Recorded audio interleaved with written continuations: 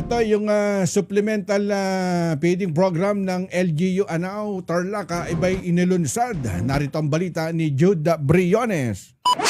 Target on air. Live report.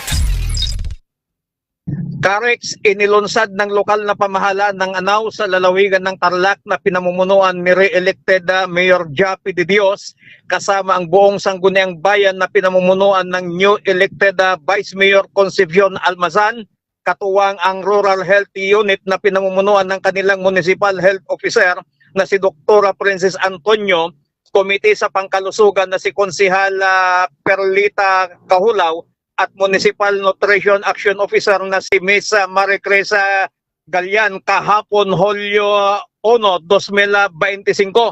Ang programang ito ay napakagandang inisyatiba ng lokal na pamahalaan ng Anao na nagpapakita sa pagpapahalaga sa kalusugan at nutrition upang labanan ang malnutrition at upang itaguyod ang kapakanan ng mga bata sa naturang bayan.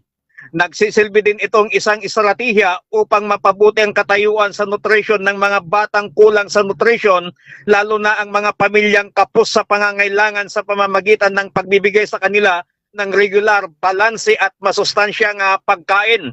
Napakagandang tingnan, Carex, na sa unang araw na pag-upo ng mga bagong halal at mga re-elected na mga opisyal ng naturang bayan ay nagsama-sama at nagkaisa sa paglulunsad ng supplemental feeding program ng lokal na pamahalaan ng bayan ng Anao Tarlac.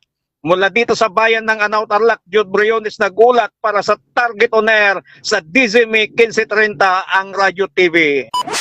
Target on air. Live report. Ang balitang ito ay hatid sa inyo ng Clean Fuel, quality fuel for less.